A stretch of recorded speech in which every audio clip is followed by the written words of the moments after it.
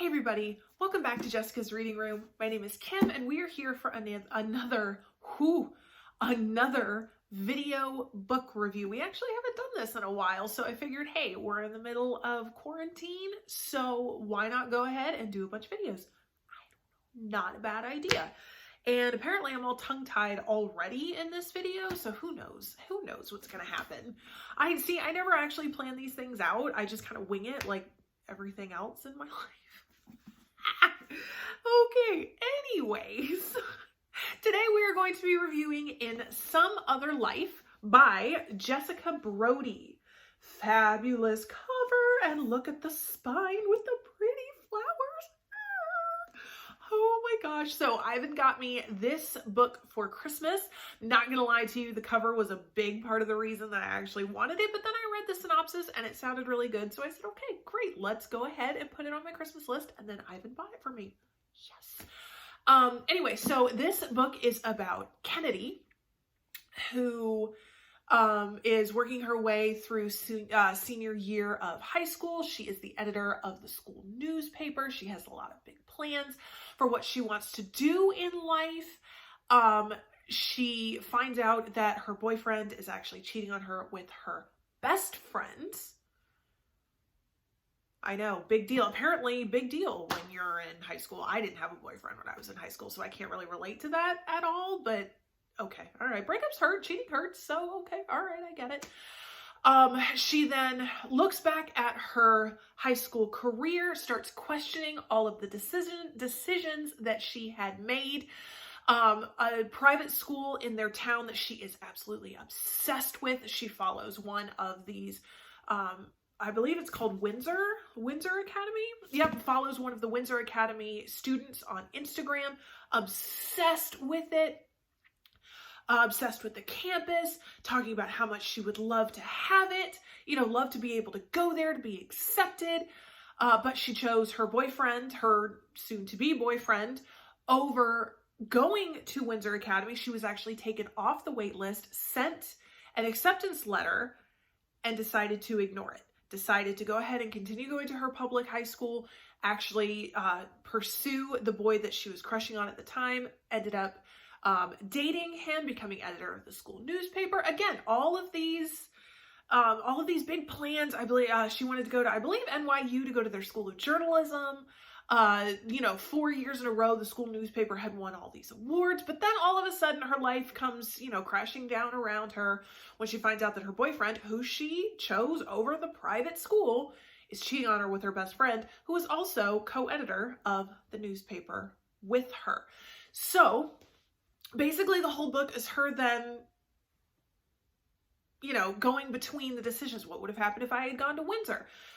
And all of a sudden, you wouldn't think this is all that big of a sci-fi story, but then boom, she hits her head. She wakes up in a parallel universe where she had actually made the decision to go to Windsor Academy over pursuing a relationship with this boy. And so she gets to play out her senior year as if she had chosen to go to Windsor Academy. And I really liked it. I liked the way that you got to, you got this idea of, you don't know what you have until you don't have it anymore. This idea of where you actually get to see what your life would have been like had you made different choices throughout your life. It's not like none of us have ever thought about that. I've thought about that. I mean, dang, I can think of several decisions where if I had made a different decision, my life would have been so totally different. Sometimes for the better, sometimes not necessarily for the better. So I liked how it gave that look. And yet, the conclusion was just kind of, while yes, you made your decision, you had to live with it, it just gave this idea of also you need to be content since you've already made the decision. You now have to live with it, because we can't all just wake up in a parallel universe and see what, how our lives would have been different. And so that was something that I really liked, especially for teenagers. This idea of being content, loving what you have, priorities, etc., etc. But however, the one thing that I didn't like about it, and it's kind of two sides of the same coin. It's this idea of an all or nothing scenario, if that makes any kind of sense. Because, you know, it's, like I said, you know, two parallel universes, completely different, but yet it almost feels like one decision would have turned Kennedy into a completely different person, where, you know, completely different priorities, completely different personality, you know, all of this stuff that's just so completely different. And for me, it felt like there was no balance between the two. Because, I mean, it doesn't change the fact that one decision, you're still the same person. What, you know, no matter what you decide. And I get it, it's also depending on the decision. I get it. I'm not going to say that it's never, oh my gosh, one decision can completely change who you are as a person. That's not what I'm saying. It's just, in this case, the choice of what school you go to, I didn't think that it would have that much of a difference on her personality like it did in the book. And it just, again, it just feels like it was one of those all or nothing scenarios where if you do choice A, you have to do everything choice A. Whereas if you take choice B, everything has to be choice B. And there was never any balance. There was never any, you know, you can have both. You can do both. You can, you know, while, even though, yes, you make this decision and you have this priority, you can still have this. You can still do this.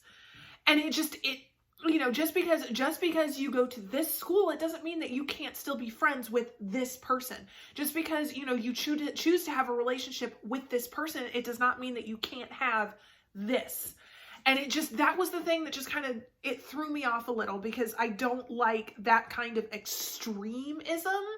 And I get why she did it, because she was trying to actually, you know, get this message across of, you know, decisions will dictate your future. And I get it. I mean, I get it. It wasn't enough for me to say that I really disliked this book. It just got a little distracting, because as an adult looking back at teenage life, obviously I'd like to think that I've got a little more maturity than a teenager. I don't know if it's true. I don't know if it's true, but we can pretend that it is. It just, again, it just felt like it would be so much easier to have a balance. Okay, fine. You know, it may take a little work, but, you know, you can have a balance. You can have multiple priorities that are, you know, separate. So yeah, but I mean, like I said, overall, I actually gave this 4 stars out of 5. It was really good. It kept my attention. I got through it really quick. I liked most of the characters. There was a mystery within the story that I mean, I have to admit, it kept me going. I had an idea of how it would work out, and thankfully my solution was a little closer to the actual solution than it normally is. So that's a good thing. I didn't feel quite so stupid after, you know, the mystery resolved itself. But like I said, it kept my attention. You know, I actually had a hard time putting it down. I wanted to finish it. I wanted to see what had happened. I wanted to watch Kennedy grow as a character, as a person. I wanted her to learn, you know, these life lessons.